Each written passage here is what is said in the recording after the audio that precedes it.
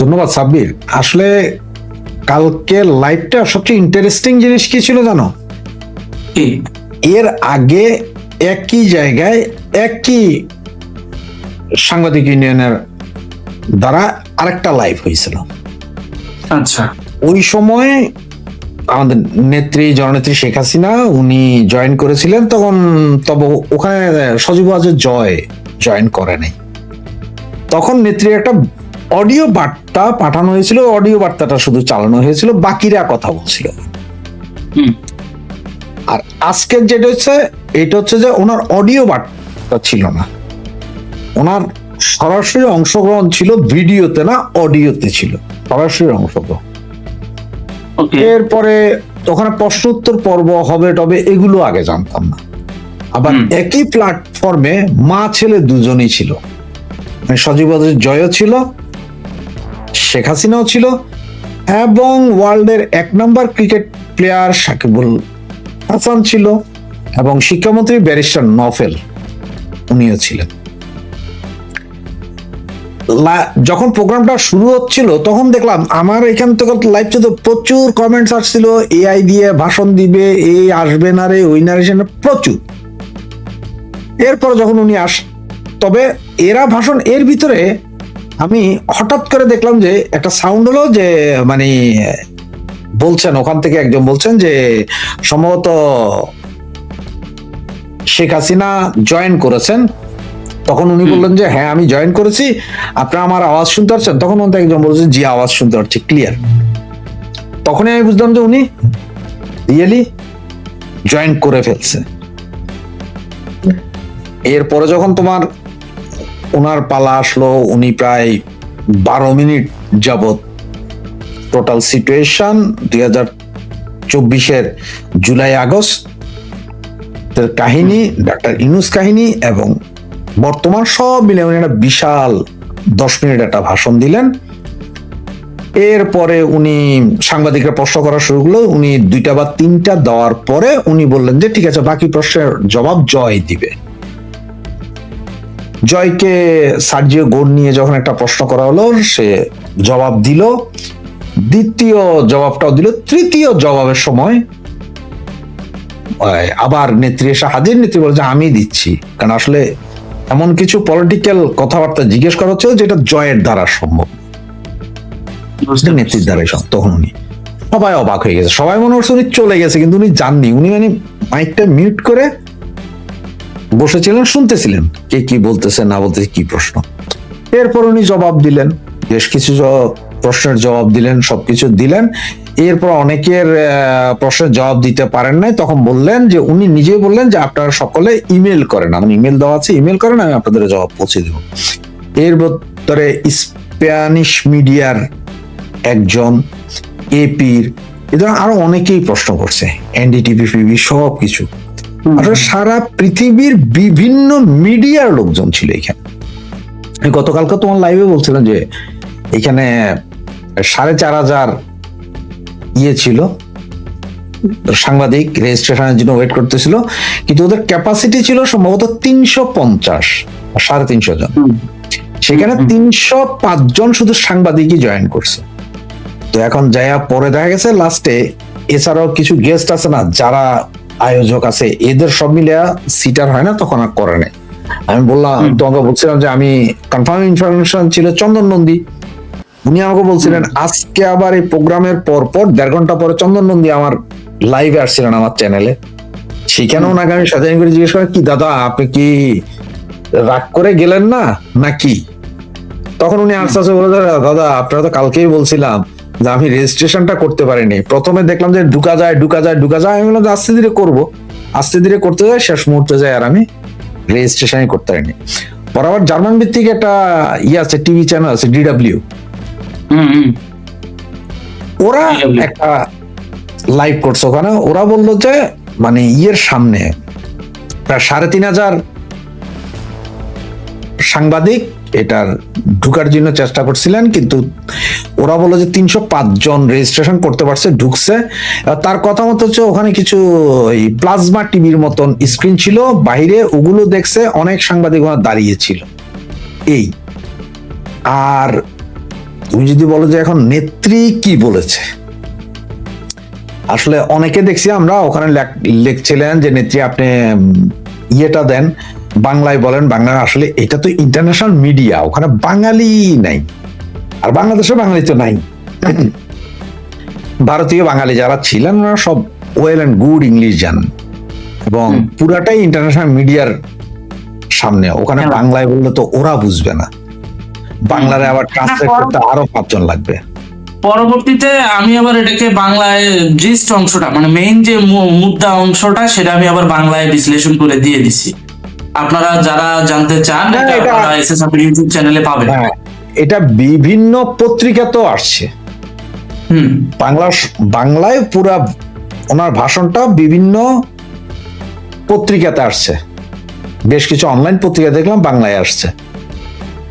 তো ওখানে একটা জিনিস আজকে মজার ছিল, সেটা হচ্ছে যে মহিবুল ইসলাম নফেল এবং জননেত্রী শেখ হাসিনা দুইজনে একটা জায়গায় একদম পুরো হুবাহু মিল।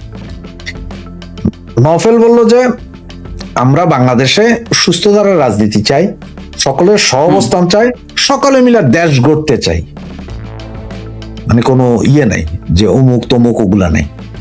ঠিক নেত্রীও সেম কথা বলছেন যে আমার ফাঁসি দেন, আমার বিচার হবে, সব ঠিক আছে, কিন্তু রাজনীতিতে সুস্থ হইতে হবে, সকলের রাজনৈতিক অধিকার আছে, যেসব লোকগুলো নয় মিথ্যা মামলা এগুলো উঠাই নিতে হবে, রাজনীতির সুস্থ ধারার একটা রাজনীতির পরিবেশ তৈরি করেন, সকলে মিলে সকলে মিলে দেশ সামনে এগিয়ে নিয়ে যান, পেছনে ফেরার ইয়ে নাই।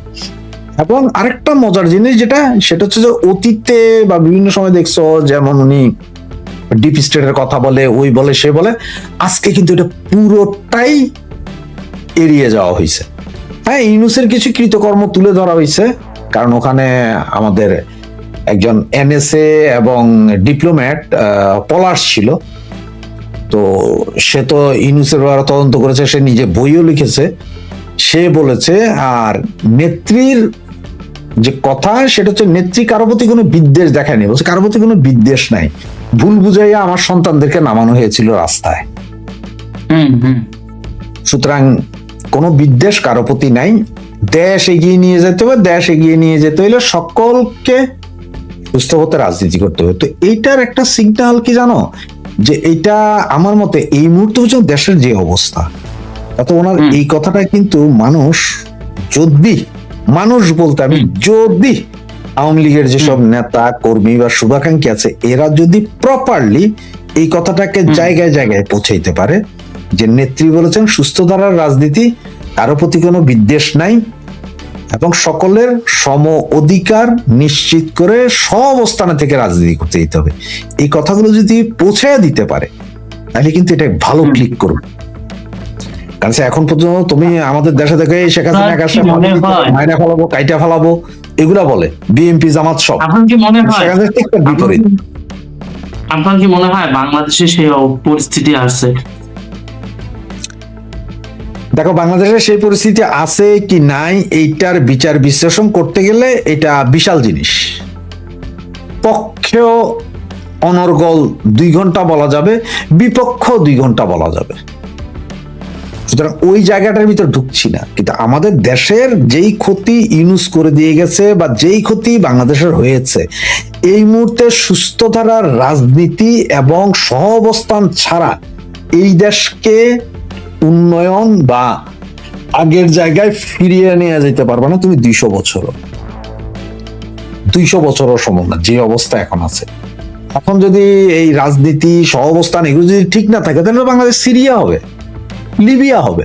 ভাই এরকম আমরাও চাই না বাংলাদেশ সিরিয়া হোক, আমরা তো বারবার শান্তির কথা বলেই আসছি, কিন্তু সেখানে উগ্রবাদটা ছড়াচ্ছে কারা? মৌলবাদী গোষ্ঠীরাই কিন্তু ছড়াচ্ছে। আপনি দেখেন বাংলাদেশে বর্তমান যেগুলো চলতেছে, প্রত্যেকটা বিষয় যদি আপনি একটা একটা করে দেখেন, সবার আগে কিন্তু আঘাত দিচ্ছে আমাদের মুক্তিযুদ্ধের আইডিওলজির উপর। ওটা নিয়ে কথা বলবেন, আপনাকে ট্যাগ লাগাই দিবে আওয়ামী লীগ, কিংবা আপনি যদি নিউট্রালও কথা বলেন, আপনাকে জোর করে আওয়ামী লীগের ট্যাগিং করা হবে। আপনার কি মনে হয় এগুলো স্বাভাবিক? দেখো, এটা স্বাভাবিক না, কিন্তু যেমন এই যে ট্যাগিং এর রাজনীতি আগেও চলছে, এখনো চলছে। মুক্তিযুদ্ধের উপরে আক্রমণ গত 54 বছরও কেউ করে নাই, কিন্তু গত 2-2.5 বছরে করছে। তার কারণ কি জানো? যে ভ্যাকুয়াম ছিল, আর মুক্তিযুদ্ধের ধারক বাহক যে দলটা সেই দলটাই নেই, সেই দলটাই নাই। সুতরাং এরা এখন যা ইচ্ছা তাই করে। কিন্তু যদি কালকে আওয়ামী লীগ ঢুকে আবার সে আগের মতো রাজনীতি করতে পারে, যদি আওয়ামী লীগের নিষেধাজ্ঞা ব্যান্ড তুলে দেওয়া হয়, তাহলে এই যে এখন যেগুলো লাফাইতেছে না, এরা সবাই গর্তে চলে যাবে, এরা একটাও বাইরে থাকবে না।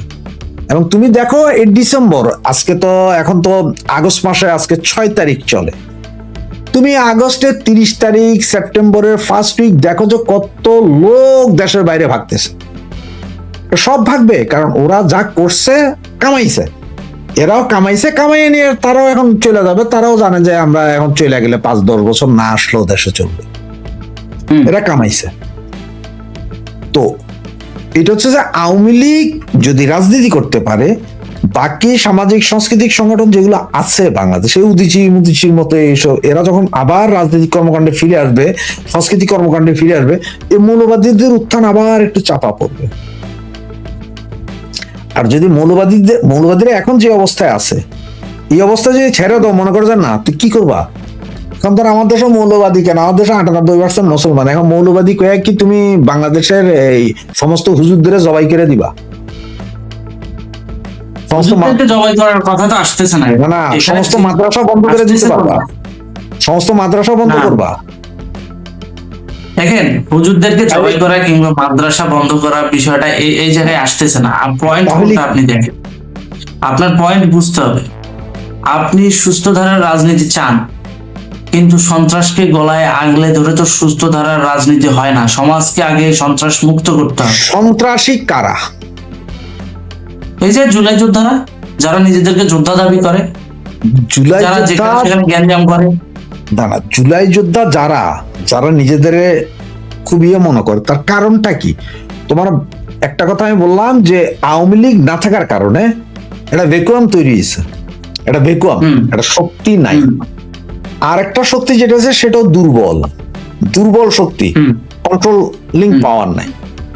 এখন আওয়ামী লীগ যদি রাস্তায় ফিরে আসে, রাস্তায় যখন ফিরে আসবে, তুমি এর দূরও বাদ দাও, একদম নর্মালি চিন্তা করো গা, তোমার আশপাশে 2 বাড়িতে মারামারি হয়, এক্সাম্পল, 2 বাড়ি শক্তিশালী, মারামারি, যদ্দুরে গালাগালি, ওই লাঠি নিয়ে এ ওরে ধরে ও এরে ধরে, এর দূরের ভিতরে কিন্তু কেউ কারো মাথায় বাড়ি দেয় না। কিন্তু এক পরিবার যদি দুর্বল হয়, বাকি আরেক পরিবার এসে কিন্তু মাইরা মাথা মুথা ভেঙে দেয়। তোমার এক চাচার যদি 10 পোলা থাকে আর তোমার বাপের যদি 2 পোলা থাকে, তাহলে 10 পোলার বাপ তোমার চাচারা ইয়া তোমাকে সম্পত্তি দখল করে নিয়ে যাবো, কিচ্ছু করতে পারবে না। তোমরা তো 2 জন, এরা তো 10 জন। তোমরা যদি 10 জন, তখন কি হবে? তখন কিন্তু টায়াটা ওই দূরে থাইকা বলবে যে মারো কাটো। তো ওইটাই বললাম যে এখন যেহেতু আওয়ামী লীগ নাই, মানে বিশাল ভ্যাকুয়াম আছে, এবং এই কথাগুলো বলার মতন কেউ নাই বাংলাদেশে। আছে যারা, তারাও ভয়ে নিশ্চুপ। কালকে যদি বলে যে ঢাকা শহরে ছাত্রলীগের নামতে দেওয়া হবে, আওয়ামী লীগের ব্যান্ড তুলে দেওয়া হবে, এই জুলাই সন্ত্রাসীগুলো কি তুমি মনে করে মপ করতে যাবে? এক ফারজানা কান্তা মেয়ে, এইটা হে যেভাবে একা জুলাই সন্ত্রাসীরা মাইরা রাস্তায় ল্যাংটা করে দিছে পিটাইয়া হেরা, এরপরে তারা মাইর খেয়েছে, জেলে গেছে, সেটা হচ্ছে অন্য কথা। কিন্তু পিটাইছে তো রাস্তার, ওর তো এর চেয়ে লজ্জাজনক কিছু নেই। তাহলে এখন কালকে যদি শান্তা ফারজানার মতন এরকম যদি 10,000 পোলাপাইন দাঁড়ায় যায় ছাত্রলীগ আওয়ামী লীগের, যে বাবা বহু করেছো আর করিও না, এবার করতে হলে মাইর খেবা, তখন কি হবে অবস্থাটা? কোথায় যাবে? কিন্তু আপনি যতটা সহজ ভাবে বলছেন, বিষয়টা এতটা সহজ না। কারণ বিগত 2 বছরে আওয়ামী লীগ, যুবলীগ, ছাত্রলীগের অনেক পরিবার অনেক নির্যাতনের শিকার হয়েছে, তারা কিন্তু ছাড় দিবে না। সুতরাং আপনি মনে করেন এখন অনেক পরিবার নির্যাতিত হয়েছে, তারা ছাড় দিবে না, ঠিক আছে? এখন আমি তোমার একটা প্রশ্ন করি, আমাকে একটা জবাব দাও। তুমি বলেন। একটা প্রশ্ন করি, আমার এক বাল্য বন্ধু আছে, একসাথে পড়ালেখা করছে, ওর নামটা হচ্ছে শাফকাতুল আলম জুয়েল। আচ্ছা। বাবা এক সময় প্রগতি ইন্ডাস্ট্রি আছে না, যেটা সেনাবাহিনী গাড়ি বানায়, ওটা ম্যানেজার ছিলেন উনি। ও কিন্তু ছোট থাকতো, ওর পুরো পরিবারে আওয়ামী লীগ করতো। ওর ফাদার মারা গেছে, মাদার জীবিত আছে, একটা ভাই একটু মেন্টাল অটিস্টিক টাইপের, ও আছে, আর একটা বড় ভাই আছে, উনি চাকরি করে, উনি আলাদা থাকে, আর ও থাকতো আমাদের সাথে একই এলাকায়। বাবা মারা গেছে, ওই ছোট থাকতে বাবা মারা গেছে, সুতরাং টাকা পয়সা যা ছিল এগুলো তো সব এমনি গেছে, বাড়িঘরও বেচা খাইছে। শেষ পর্যন্ত গত 20 বছর যাবত ওর অবস্থাটা হচ্ছে, তুমি যদি একবেলা খাওয়াও তো সে খাইছে, যদি না খাও সে কারো বলেও নাই যে আমি খাই নাই। এই মা ভাইও খুব কষ্ট করে, কিন্তু নিবেদিত প্রাণ আওয়ামী লীগ।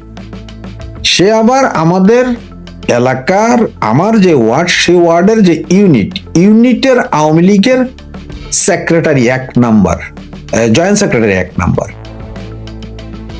ঠিক আছে, আমার পুরো এলাকার ছাত্রলীগ আওয়ামী লীগ যে যেদিকে পারছে তো ভাগছে, আওয়ামী লীগের যারা আছে তারাও চুপচাপ, একদম কথা বলেন, চুপ। কিন্তু ও কিন্তু ঠিকই এলাকার রাস্তায় ঘুরতেছে, ওর সিগারেট কেউ না কেউ কিনা দিতেছে, ওরে কেউ না কেউ ডাইকে একটা সিঙ্গের একটা চা খাইতেছে, ওগুলা খাইতেছে, আর ও আওয়ামী লীগের কথা কয়। কিন্তু ওর বিরুদ্ধে একটা মামলা নাই। তবে এক সময়, এখন না, এটা তোমার 88 সালে কথা বলতেছি, ছাত্রলীগ করার কারণে আব্দুল্লাহ নোমানের মিটিং এ বোমা হামলা করছিল, একদম সরাসরি। আব্দুল্লাহ নোমান তো খাদ্যমন্ত্রী বিএনপির। সুতরাং মিটিং এ ওই সময় ওরে নিয়ে যায়, এমন মারা হয়েছে যে ওর একটা কিডনি নষ্ট হয়ে গেছিল মাইরের ঠেলায়। বিএনপির প্লান জবাই করে দিত, যদি 5-7 মিনিট দেরিতে জবাই করে দিত। অন্য আর একটা ছেলে ছিল এই অবস্থা, এবং এখনো আওয়ামী লীগ বলে। সবাই জানে যে আওয়ামী লীগের joint secretary, not a single মামলা তার বিরুদ্ধে, তার কেউ একটা থাপ্পড় দিতেও আসেনি। সে কিন্তু ঘুরতেছে, কারণটা কি বলতো? এবার তুমি কি বলবা? সে লিয়াজু করতেছে না, সে কি করছে? কারণ হচ্ছে সে তার জায়গা থেকে বিগত 17 বছর সেইভাবেই রাজনীতি করছে, যাতে করে অন্য কারোর সঙ্গে কোনো বৈরী সম্পর্ক তৈরি সে না হয়। আওয়ামী লীগের মিছিলের লোক জোগাড় করছে, জায়গায় যায় বলছে, সবাইরে ডাকছে, মিছিল করছে, কিন্তু কোনোদিন একটা রিক্সাওয়ালার একটা থাপ্পড় দেয়নি। ওইটাই তো বললাম, সব আওয়ামী লীগাররা তো খারাপ না, কিন্তু মবের শিকার হচ্ছে তার মানে কারা? যারা হচ্ছে মানুষের পাশে আঙ্গুল দিচ্ছে তারা। কিছু না কিছু করছেন আপনি, একদম কিছু না করলে তো আপনার পাশায় কেউ আঙ্গুল দিবে না। কিছু না কিছু করছেন ভাইয়া, নাহলে আওয়ামী লীগ কি খালি এই যে যেগুলো পালাইয়া গেছে, যেগুলো মবের শিকার হয়েছে, এগুলা ছাড়া আর কেউ কিছু করে নাই? এগুলো ছাড়া কি আর আওয়ামী লীগ নাই? এগুলো ছাড়া আওয়ামী লীগ আছে? এটা একটা ভালো 8 পয়েন্ট। কোটি মানুষ, 8 কোটি মানুষ আওয়ামী লীগ করে, 8 কোটি বর্তমানে। এই 8 কোটির মধ্যে পালাইছে কত? 5,000 পালাই গেছে? না 5,000 পালাইছে, 5,000 পালাইছে। ধরো আরো 20,000 মাইর ধরে খাইয়া কুপচেমে আছে, আর মামলা যারা খাইছে তো খাইছে, ঠিক আছে না? যারা মামলা খাইছে। তাইলে ধরো আমি সব ধরলাম 5 লাখ, 8 কোটি থেকে 5 লাখ গেলে আর কত থাকে? আর তো 7.5 কোটি আছে, 7,95,00,000। এরা তো ঠিকই আছে, সবাই চুপচাপ আছে, কেউ চাকরি করতেছে, কেউ হয়তো আগে রাস্তাঘাটে যায় একটু জোর গলায় কথা কইতো, এখন আর কথা কয় না, চুপচাপ থাকে। গত 17 বছরে বিএনপি জামাত যে অবস্থা ছিল সেম অবস্থায় আছে। এটা গত 17 বছরে যা হয় না, বা গত 54 বছরও যা হয় না, এইবার সেটা হয়েছে। ওই যে প্রচুর ঘর বাড়ি অমুক তো ভাঙছে টাংছে, এইটা হচ্ছে তোমার 17 বছর ক্ষমতায় থাকার কারণে একটা শক্তি চলে আসে। কিন্তু আপনি কি এটাকে লিগ্যালাইজ করছেন নাকি আবার? কোনটাকে? না লিগ্যালাইজ করছি না, না ওই যে আমি তোমার 17 বছর ধরেন, 17 বছর ক্ষমতায় থাকলে, ক্ষমতা থেকে চলে গেলেই তার বাড়ি ভাঙতে হবে, এটা কোন নিয়মের মধ্যে? না ওইটা নিয়মটা না। আমি তো অনেক কিছুক্ষণ আগে বলছিলাম যে আমি যদি পক্ষে কথা বলি তাও 2 ঘন্টা বলতে পারবো, বিপক্ষে কথা বললে তাও 2 ঘন্টা বলা যাবে। এটা পক্ষ বিপক্ষ না তো। না এটা আমি বললাম যে ধারণাটাই চেঞ্জ করতে হবে। না আমি হচ্ছে গত 54 বছরে যা হয় নাই, এবার তা হয়েছে, আমি এই কথাটা বলছি। এখন তোমার আরেকটা বলি, তোমার 88-89 সাল, 88-89 বা তার 1-1.5 বছর আগে জাতীয় ছাত্র সমাজ ছিল। জাতীয় পার্টির জাতীয় পার্টির এরশাদের ছাত্র সমাজ। আমাদের মধ্যে আমারই একটা ক্লোজ ফ্রেন্ড, ওর নাম ছিল টিটন বাইত্যা কইরা। সে এক সময় ওই যে তোমার চ্যানেল আইতে কৃষি কথা একটা প্রোগ্রাম করে না এরা, মাটিও মানুষ। হ্যাঁ, এই প্রোগ্রামের মানে ক্যামেরাম্যান ছিল আমার ফ্রেন্ডটা। ওই ক্যামেরা এবং ওই ক্যামেরা করতে করতে সে মারাও গেছে, আজকে প্রায় 10 বছর হয়ে গেছে। তো ও কিন্তু তখন বিএমপি করতো, বোনাফাইড বিএমপি। কেমনে কেমনে কি কি লাইন পাইলো, কার কার সাথে যোগাযোগ করে সে জাতীয় ছাত্র সমাজের কিছু কার্ড আনলো। বুঝতে পারছো? কার্ডের সাইজ ঠিক এই সাইজের কিছু কার্ড, এই সাইজের, এটা সিম কার্ডের কার্ড, এই সাইজের কিছু কার্ড, ওটা লাল কালার, লেখা আছে জাতীয় ছাত্র সমাজ, নিচে সাইন দেওয়া। আচ্ছা, ও কার্ড আনলো 5টা 6টা, ওর কাছে আছে উমা। ওর সাথে দেখে ও যখন আমাদের সাথে থাকে, কোনো কিছু হইলেই ওই পুলিশ এলে কি জানি দেখায় আর ধরা ডাকা হবে, সেটা দেবে। অনেকদিন জানান যে হারামজাদা তুমি কি জিনিস সেটা আমাদের একটু দেখাও। পরে কইলে যে কাউরে কইস না, জাতীয় ছাত্র সমাজের এই কার্ডটা জোগাড় করছি, এইটাতে পুলিশ আর্মি বিডিআর কিছু করবো না, ধরবেও না, সিনেমা হলে গেলে সিনেমাও ফ্রি। আমরা সবাই ঠিক আছে, কয়টা, ও 5টা না জানি 6টা, তো আমাদের পুরা গ্রুপ ওই কার্ড দিয়ে যাইতাম সিনেমা দেখতে বিনা পয়সা। কার্ড দেখাইলি সাপ, থানায় গেলে থানায় বাব্বা ডাকতো ওই কার্ড দেখাইলি। কারণ কি জানো, এরশাদ তো 10 বছর ক্ষমতায় না, ক্ষমতায় 10 বছর, তো ক্ষমতায় 10 বছর, ওয়েল এন্ড গুড। আমি তোমারে সারা বাংলাদেশের আমি সারা বাংলাদেশের চিত্র না, আমি তোমারে আমার এলাকার কিছু কিছু চিত্র দিয়ে তোমারে বোঝানোর চেষ্টা করতেছি। আমি এটা বা দর্শকের এটা বোঝানোর চেষ্টা করতেছি কি করিলে কি পাইতে হবে। হ্যাঁ, তুমি যা করবা তার 10 গুণ ফেরত পাইবা। তার মানে কেউ কেউ ওই ওদের সঙ্গে মিশে আছে শুধুমাত্র পিঠ বাঁচানোর জন্য বা পরিস্থিতি সামাল দেওয়ার জন্য বা টিকে থাকার জন্য, ওই কার্ডের মতো। এখন যারা আছে কেউ কেউ ওইটা, এরা অতীতে আবার আওয়ামী লীগের সাথে শত শত এরকম পিঠ বাঁচানোর জন্য, বা কোনো কথা বলবো না ভাই, আমি চুপচাপ আছি আপনার সাথে ভাই। আমি, ওরাও জানে যে বিএনপি করো, আমরাও জানতাম যে বিএনপি করো, ভাই থাক, বাল বাচ্চা আছে, খায়া তো আসতেছে দুইটা, বুঝো নাই? আবার এখন আমাদেরও হাজার হাজার লোক আছে যারা আসলে ক্ষতি করে নাই কারো, এদের শত্রু তো নাই, বোবারার কানার শত্রু নেই। কিন্তু তুমি লিডারগিরি করতে যাইয়া যাই না অযাই না, জানতে শুনতে হইলেও তুমি ক্ষতি করছো বা ট্র্যাপে পারা পড়ছই, তখন ওইটা কিন্তু মানুষ নোট করে রাখে। এখন যেমন ধরো এই যে আমরা বলি যে ভাই শেখ হাসিনা বললো ছেড়ে দিবে কিনা, হ্যাঁ, আমার বাড়িটা যারা ভাঙছে, আমার বাড়িঘর যারা ভাঙছে, আমি কি তাদের ছেড়ে দেওয়া উচিত? এটা আপনার সিদ্ধান্ত। আমি তাদেরকে আওয়ামী লীগ ক্ষমতায় আসলে তাদের ধৈরা মারবো সেটা না, আমি চাইলে এখনো তাদের পয়সা দিয়া মারাইতে পারি, তাদের পোলাপান দিয়ে তাদের মারাইতে পারি। কিন্তু আমার কথা হচ্ছে যে আমি তাদের ওইভাবে মারবো না বা তার বাড়ি ভাঙতে যাবো না। ভাঙছে তো হারামজাদা, এর বাপ মাই দোষ করছে, এর বোন দোষ করছে, আমি তার বাড়ি ভাঙতে যাব না, তবে তারে ঠিক টাইম মতো ট্র্যাপে ফেলাইয়া দিব। আচ্ছা, মানে আমাদের সময় একটা কথা ছিল যে আমরা ওই পোলাপাইন যখন ছিল তখন কইতাম আমরা কইতাম যে পাড়ায় কোনো পোলা, স্কুলের পোলা যদি একটু টেরা টাইপের, ওরা কিচ্ছু করবি না, ওরা একটা ছুরি তুলে দিবি হাতে। তখন আমাদের কাছে 7 স্টার ছুরি ছিল, মানে চাপ দিলে টাক করে বাইরিত মাছ, পিছনে বাটটা মাছের মতো বন্ধ করতে, এটা মাছ ছুরি কইতো, সব কোমর তাদের ছুরি ধরাই দিবি। তার মানে কি, ওরা ছুরি ধরাই দিলে ও কিন্তু আরেকজনের মাইরে দিবি, টেরর বানাই তো। আর যেটি ভালো ওইগুলো তো ভালো, ঠিক আছে, পড়ালেখা করে দিয়ে দিস। সুতরাং নেত্রী এখন যেটা বলছে যে নেত্রী কি করবে, এখন লাখ লাখ লোক জবাই করতে পারবে, সম্ভব না।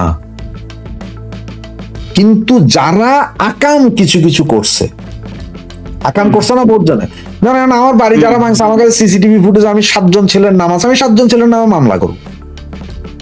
আমি ওখানে 700 জন ছেলে দিব না অজ্ঞাত পরিচয়, মানে যে 7 জন লাঠি নিয়ে প্রথম ঢুকছে ওই 7 জন, বাকি পিছনের গুলো হয়েছে যে সহযোগী, ওগুলার নামই দরকার নেই, তোমরা 7 জন বিচারে যাও, বাকিগুলো এমনি ডরে মরে যাবে।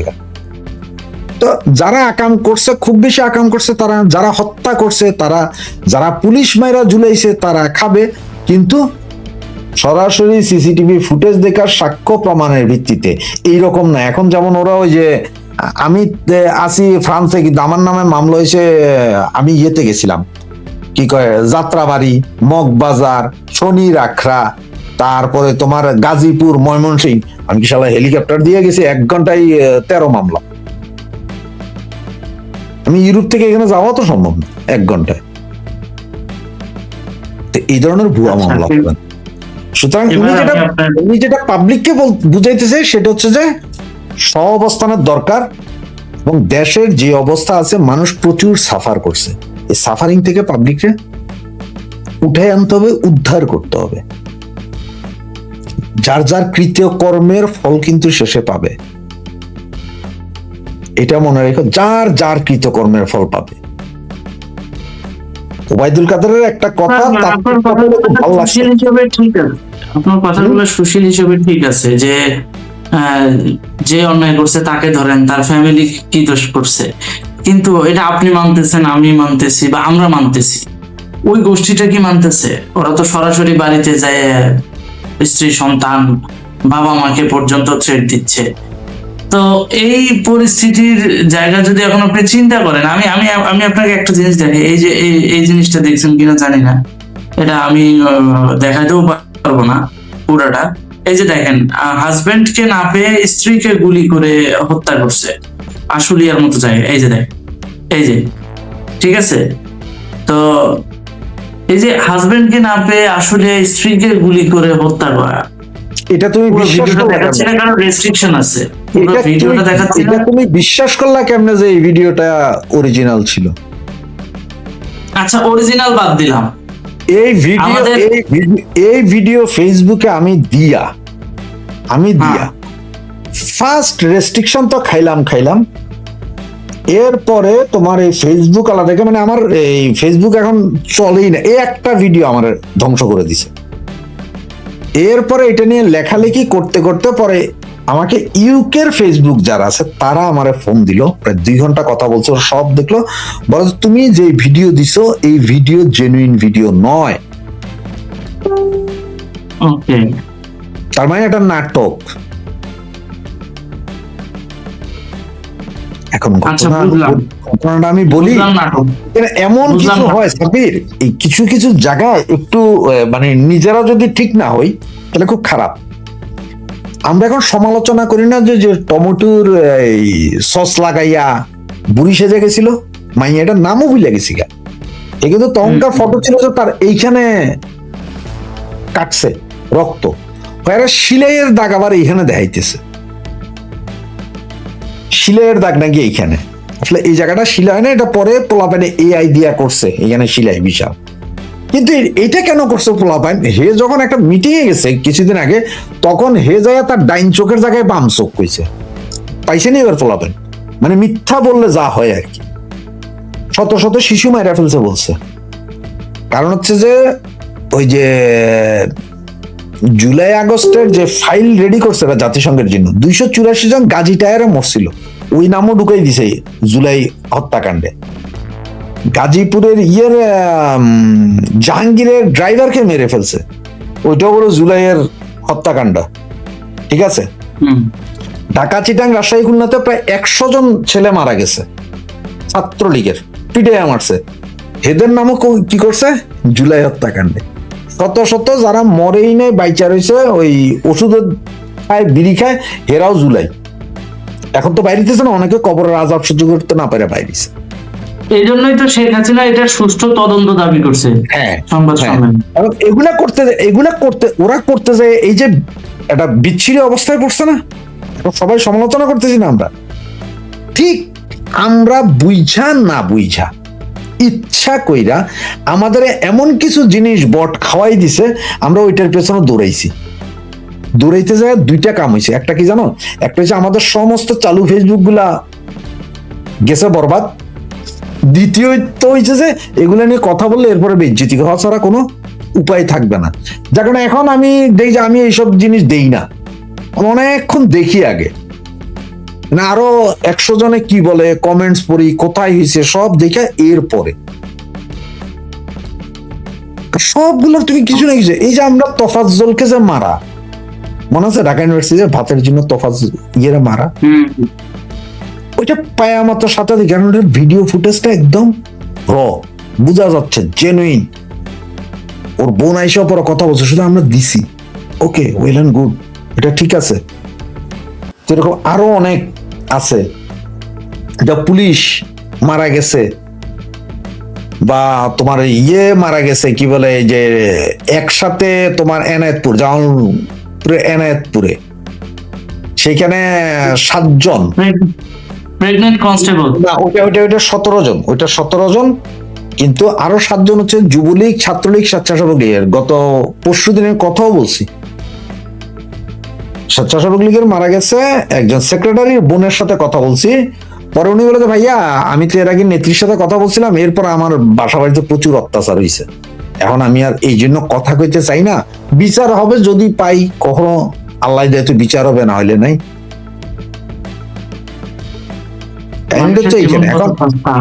হ্যাঁ এখন না, মানুষের জীবন কত সস্তা হইলে ওই রকম হইলে, তোমার মনে আছে এই আওয়ামী লীগের একটা আন্দোলন না জানি কি ছিল, একটা ছেলে গেছে কোপায় মারছিল, বিশ্বজিৎ, হ্যাঁ মনে আছে বিশ্বজিৎ রে, কারা মারছে? ওটার বিচার হয়েছে তো, মারছে কারা? বিশ্ববিদ্যালয়ের ছাত্র, না বিচার হয়েছে, মারছে কারা? বিশ্ববিদ্যালয়ের ছাত্রলীগের ছেলেরা মারছে। বললাম যে মারছে কারা? এই যে তুমি মাঝে মধ্যে বলো না, আমার সাথেও বলো তুমি, ওই যে কি জানি তোমাদের আন্দোলন এটা, আরে কাদের মোল্লা ফাদের মোল্লা সব ফাঁসি খেলো, যে কি আন্দোলন কি জানি, গণজাগরণ মনে হয়, গণজাগরণ মঞ্চের আন্দোলন করছে, ঠিক আছে না? লক্ষ লক্ষ মানুষ প্রতিদিন যাইতো, আমি আমার ভাইদের থেকে শুনতাম ওনারাও যাইতো সরাসরি বাচ্চা কাচ্চা নিয়ে, অনেকেই ছিল ওখান থেকে, অনেকগুলো পোলাপাইন মারা গেল, কোপায় মোপায়াম আছে আর রাজীব মাজিব কতগুলারে। দেশের আইন কি তাদের রক্ষা করতে পারছিল? বাকি ব্লগার যারা ছিল তার মধ্যে 90% ব্লগার কেন বিদেশে পালাই আসতে হইলো? অমির রহমান পিয়াল, আজম মামু এদের পালাই আসতে হইলো কেন হলো পালাই আসতে? না না, তোমার এই জন্য প্রশ্ন করতে, তুমি যে বলতেছো মানে যে এদের ধরতে বলতে, আরে ভাই তোমরা যখন ক্ষমতায় ছিল তখনই তো প্রগতিশীলদের রক্ষা করতে পারো নাই। দুর্দান্ত দাপটের সময় প্রগতিশীল রক্ষা করতে পারো নাই, এখন তো যে খোলা মাঠে সার ছেড়ে দিছে, সারের শক্তি দেখাইতেছে, সারের শক্তি যখন দেখে, ওই সার ধরার জন্য যদি জাত কষায় নামে, তখন যে সার আস্তে ঢুকবে। বারবার বলতেছে ওরা যা করছে 54 বছরের ইতিহাস নাই, 54 বছরের ইতিহাসও এটা নাই। আচ্ছা, সর্বশেষ আপনার কাছে একটা জিনিস যাওয়া, যে স্বদেশ প্রত্যাবর্তন নিয়ে, তার মানে শেখ হাসিনার সংবাদ সম্মেলনে মরাল কনক্লুশন আমরা কি পেলাম? উনি বলছে যে ডিসেম্বরের ভেতরে উনি ডেট দেয় নাই, উনি স্পেসিফিক দেন, তবে উনি বলছে যে উনি যখনই ঢুকবেন উনি ডিটারমাইন্ড, উনি ঢুকবেন, এবং উনি এটাও বলছেন যে ডেট সবাইকে বলা হবে। এবং উনি আজকে একটা জিনিস বলি, সবচেয়ে মজার বিষয় কি জানো, অন্যান্য দিন কিন্তু উনি বিভিন্ন টেলিগ্রাম গ্রুপ, ওই গ্রুপ সেই গ্রুপে যখন কথা বলে, তখন উনি কিন্তু বলে যে আমার বিরুদ্ধে মৃত্যুদণ্ডের রায় হয়ে আছে, এই সেই। আজকে এই কথাটা একটা বারো উচ্চারণ করে, মনে হলো কি জানো, যে ওনার কথায় যে এই মৃত্যুদণ্ডের রায় আসলে হয়ই নাই, বা এইটা হয়তো হাওয়া হয়ে যাবে যে কোনো মুহূর্তে। এই কনফিডেন্সটা চিফ প্রসিকিউটরের কথা শুনলে তো তাই মনে হচ্ছে। আপনি দেখতেছেন না আশেপাশে পরিস্থিতি কেমন চেঞ্জ হচ্ছে, প্রস্টিটিউট তো চেঞ্জ হয়ে গেছে, এখন চেঞ্জ হইতেছে। মূল কথা কি জানো, এরা যেটা করছে ওইটার নেত্রী আজকে একদম মানে ডুবাই দিছে। এরা তো বলছে যে আওয়ামী লীগ আসলে লাখ লাখ লোক মাইরা ফেলবে, সবাই মাইরা ফেলবে। আজকে নেত্রী বলছে সবার সহাবস্থানে থাকবে, একমাত্র ক্রিমিনাল ছাড়া কারো কোনো, অনেক ছেলে মেয়ে তোমার করে গেছে না বুঝে গেছে না। এখন তুমি আজকে ভারতের বেশ কিছু ভিডিও দেখছি আমি গত 3 দিনে, মা মেয়েরে পিটাইতেছে, বাপে ছেলেরে পিটাইতেছে, মা বাপ মিলে ছেলে মেয়েরে পিটতেছে। মানে ওই যে যন্ত্র মন্ত্রে গেছিল, গালাগালি করছে, একের পর এক এসে ক্ষমা প্রার্থনা করতেছে, আমরা এটা ভুল বুঝে গেছে, এটা ভুল বুঝে গেছে। আমার দেশের তুমি কি মনে করো যে 80% লোক সবাই করেই গেছে? না, 50% উপর ভুল, এরা বুঝেই না কাহিনীটা কি। এক দফার এটা ছিল যে কোটা বিরোধী আন্দোলন। আওয়ামী লীগে তো কোটার বিরোধী ছিল, আওয়ামী লীগই তো রিট করছিল, হাইকোর্টের রায়ের বিরুদ্ধে রিট করছে কে? সুপ্রিম কোর্টে শেখ হাসিনা, আওয়ামী লীগ সরকার। তো তাহলে গেছে ওরা, ওদের ছিল ভিতরে, এটার ভিতরে কিন্তু তোমার হাজার খানিক নাই, সর্বোচ্চ গেলে 100-150 লোক জড়িত, টোটাল 100-150 লোক, হাজার হাজার লোক না। ধন্যবাদ আপনাকে, ধন্যবাদ বিষয়টা পরিষ্কার ভাবে বোঝানোর জন্য। তবে আমি একটা আশা করি জানো, শেখ হাসিনা যদি ফেরত আসে বাংলাদেশে, আমি চাই বাংলাদেশে গ্রামীণ ব্যাংক, গ্রামীণ ফোন নামক গ্রামীণের কোনো প্রতিষ্ঠান বাংলাদেশে থাকবে না, কোনো সুদী প্রতিষ্ঠান থাকবে না, এবং বাংলাদেশে কোনো এনজিওর দরকার নেই, টোটাল এনজিও বন্ধ করে দিতে হবে, কোনো এনজিওর দরকার নেই। আমিও এটার সঙ্গে একমত। লাগলে ব্যাংকিং সেক্টরটারে মানে পর্যায়ে, কমিউনিটি পর্যায়ে নিয়ে যায়, যে হ্যাঁ কমিউনিটি ব্যাংকিং তো হবেই, এছাড়া প্রত্যেকটা গ্রামের জন্য একটা নির্দিষ্ট ব্যাংক থাকবে, ওই গ্রামের অর্থনীতি এই ব্যাংকের মাধ্যমে নিয়ন্ত্রিত হবে, যার লোন লাগবে কি লাগবে না লাগবে সরকারি ভাবে এটা দেখা হবে, এবং এটার পুরাটা নিয়ন্ত্রণ করবে হচ্ছে স্থানীয় সংসদ সদস্য বা যারা দায়িত্বে আছে, সমবায় অফিসারের কাজটা কি? সমবায় অফিসার তো আছে, প্রত্যেকটা উপজেলায় তো সমবায় অফিসার আছে না, তার কাজটাই তারা এটা দেখবে। আপনাকে সুন্দরভাবে, এবং প্রত্যেকটা মাদ্রাসায় ইংরেজি এবং বাংলা বাধ্যতামূলক করতে হবে। যে তোমরা কোরআনে হাফেজ হও, কোনো সমস্যা নেই, হাফেজ হন, কিন্তু হাফেজের সাথে সাথে আপনার বাংলা ইংলিশ অঙ্ক শিখেন, যাতে সামনে যায় কাজ করতে পারেন আপনারা। জি, আমাদের এখানে আমরা কোরআনে হাফেজ আছে, আমার এখানে কোরআনে হাফেজ আছে, আমাদের এখানে ওরা ইলেকট্রিকের কাজ করে, কিন্তু রমজান মাসে ওরা হাফেজে কোরআনও পড়াইতেছে, ওরা হোটেল রেস্টুরেন্টে কাজ করে, কিন্তু আজান দিলে তারা ইমামতি করতেছে। ওই ধরনের লোক বানাও। ধরে রীতিমতো যেন আন্তর্জাতিক মিডিয়া তোলপাড়, বলা যায় এক কথায় শেখ হাসিনা ময় যেন আন্তর্জাতিক মিডিয়া। আজকেও একইভাবে বিভিন্ন আন্তর্জাতিক বড় বড় মিডিয়াগুলো তারা বিভিন্ন স্টোরি আপলোড করছে। কেন শেখ হাসিনা ময় আন্তর্জাতিক মিডিয়া জানার চেষ্টা করব, একটু শোনার চেষ্টা করব। আমার সঙ্গে যুক্ত আছেন যিনি দীর্ঘদিন পর্যন্ত যুক্তরাষ্ট্রে সাংবাদিকতা করছেন, যুক্তরাষ্ট্রের স্টেট ডিপার্টমেন্টে সাংবাদিকতা করছেন, সেইখানে আন্তর্জাতিক মানে বিদেশি সব সাংবাদিকদের সঙ্গে যার ওঠা বসা, তিনি তাদেরকে বোঝেন, জানেন, চেনেন। তো এই কারণেই আমি আপনার কাছ থেকে, দস্তগীর জাহাঙ্গীর আছেন আমার সঙ্গে, আপনাকে ধন্যবাদ জানাচ্ছি। আপনার এখন ওইখানে খুব সকাল, এই সময়টিতেও ঘুম থেকে উঠে আপনি আমাকে সময় দিয়েছেন, আর একবার ধন্যবাদ জানাচ্ছি আপনাকে। আপনি একবারই শুরু করে দিন, আপনার কি পর্যবেক্ষণ বা বিশ্লেষণ, কেন শেখ হাসিনাকে একদম রীতিমতো সব আন্তর্জাতিক মিডিয়া তাকে এরকম লুফে নিচ্ছে নিউজ কভারেজের জন্য? অসংখ্য ধন্যবাদ। গত 24 মাস ধরে বাংলাদেশের অসাংবিধানিক যে সরকার ছিলেন তথাকথিত নির্বাচনের আগে, তাদের পূর্ণ টিমটাই প্রতিদিন যে কথাগুলো আসলে আমাদেরকে, বাংলাদেশের মানুষকে, বিশ্বকে বোঝানোর চেষ্টা করতো, শব্দটা ছিল অপ্রাসঙ্গিক। শেখ হাসিনা নাকি অপ্রাসঙ্গিক হয়ে গেছেন, শুধু বাংলাদেশের জন্য নয়, সারা পৃথিবীর জন্য। এবং সেটি সেই ঢোল বাংলাদেশের ট্যাক্সের টাকায়, বাংলাদেশের মানুষের টাকায়, এমনকি তাদের ঋণ করা টাকায়, আমাদের জনগণের উপর ঋণ করে তারা এই ঢোল পিটাতেন। সেই সাথে বর্তমান যে রাজনৈতিক সরকার বলবো, তথাকথিত নির্বাচনের মাধ্যমে ক্ষমতায় বসা, তারা সেই একই কাজ করে যাচ্ছেন যে শেখ হাসিনা অপ্রাসঙ্গিক, বাংলাদেশে আওয়ামী লীগ কখনো আর ফিরবে না, শেখ হাসিনা তো ফিরবেই না। এবং তাদের ভাড়া করা কিছু মানুষ, পশ্চিমা, আমি যেই দেশে থাকি তাদের নাম নাই বললাম, তারাও কিন্তু সেই ঢলি পিটাচ্ছিলেন বা পিটাচ্ছেন যে শেখ হাসিনা দেশে ফিরবেন না, ফিরলেও ওনাকে ফাঁসি কাস্টে ঝুলাতে হবে, আর না হয় উনি বিদেশে এইভাবেই বসে পচে মরবেন, এটাই তাদের ধারণা। কিন্তু সেই ধারণাকে গতকালকে 5ই অগস্ট, যেটা বাংলাদেশের আমরা যদি নাম দিই সেটা বহু নামে দেওয়া যায়, পুলিশ হত্যা দিবস, গণতন্ত্র হত্যা দিবস, মানুষ হত্যা দিবস, এ সমস্ত কিছু বলা যায়, বাংলাদেশ বেদখলের দিবস বলা যায়। সেই দিনে দিল্লিতে প্রেস কনফারেন্সে শেখ হাসিনা সরাসরি প্রশ্ন গ্রহণ করেন এবং উত্তর দেন, এবং সেই বিষয়টা শুধুমাত্র বাংলাদেশের গণমাধ্যম যেটা প্রকাশ করেছে সেটা সম্পূর্ণ অস্বাভাবিক, অশুদ্ধ, অডিপ্লোম্যাটিক একটি চিঠি বাংলাদেশ পররাষ্ট্র মন্ত্রণালয়ের।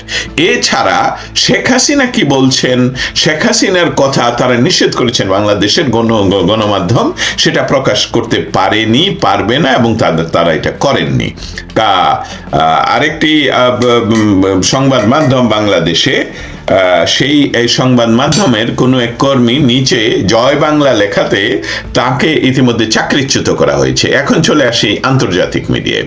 আন্তর্জাতিক মিডিয়া রয়টার্স থেকে আরম্ভ করে ইউ নেইম ইট, আমি সমস্তগুলোর নাম নিলে আমাদের আলোচনাটা আর কোনো প্রয়োজন নেই। সেটা পৃথিবী খ্যাত যতগুলো সংবাদ মাধ্যম আছে, আজকে সকালে ইতিমধ্যে এটা দ্বিতীয়বার মনে হয় CNN পর্যন্ত রিপোর্ট করেছেন যে বাংলাদেশের প্রাক্তন প্রধানমন্ত্রী, যিনি এক্সাইলে আছেন, তা সে দেশে ফিরলে তার এক্সিকিউটেড হতে পারেন, অর্থাৎ ওনার ফাঁসি কার্যকর হতে পারে, সেটা নিয়েও উনি ঘোষণা করেছেন, দৃঢ় সংকল্পবদ্ধ উনি দেশে ফিরবেনই। কিছু সংবাদ মাধ্যম তাকে আয়রন লেডির সাথে তুলনা করেছেন, আমরা আয়রন লেডি হিসাবে আমরা জানি মার্গারেট থ্যাচারকে, সেই হিসাবে তাকে তুলনা করেছেন। প্রাসঙ্গিক, শেখ হাসিনা প্রাসঙ্গিক বলেই বিশ্ব গণমাধ্যম তাকে শুধু লোফে নেয়নি, এটা বিশ্ব গণমাধ্যমের ছিল হেডলাইন নিউজ, একটি সেই মুহূর্তের হেডলাইন নিউজ, এবং এই বিষয়টা নিয়ে আলোচনা চলছে বিশ্বব্যাপী। কেন এই শেখ হাসিনা বাংলাদেশ সহ বিশ্বের কাছে প্রাসঙ্গিক?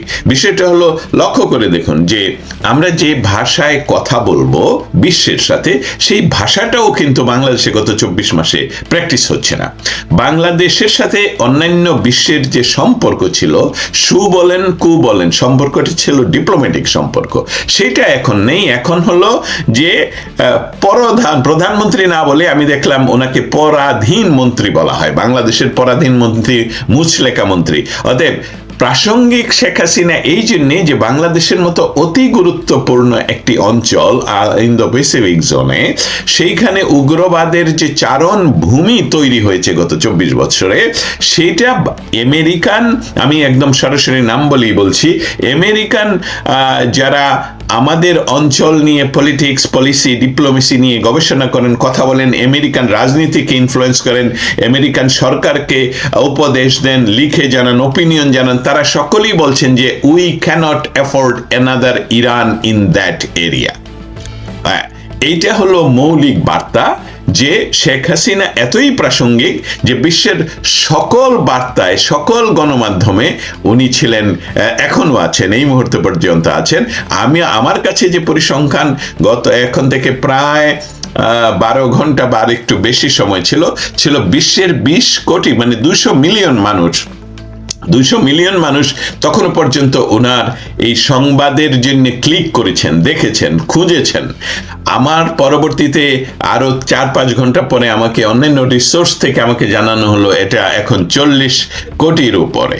তবে এই প্রাসঙ্গিকতার মৌলিক কারণটা হলো বিশ্বের সকল দেশের সকল দেশের রাজনৈতিক নেতৃত্ব শেখ হাসিনার উপর নজর রাখছেন।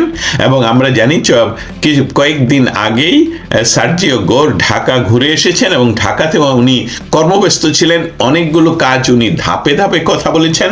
উনি সর্বশেষ প্রধানমন্ত্রীর সাথে দেখা করেছেন। তার আগে আমরা গুঞ্জন শুনছি, আমার কাছে তার কোনো প্রমাণ নেই, তার আগে তিনি কমপক্ষে একজন আওয়ামী লীগের লিডারের সাথে, যারা বাংলাদেশে এখনো থাকতে পারছেন, তার সাথে কথা হয়েছে। অন্য সূত্র মতে উনি 2 জনের সাথে কথা বলেছেন, তার সাথে নাকি একজন নারীও ছিলেন, বাট এটা অসমর্থিত।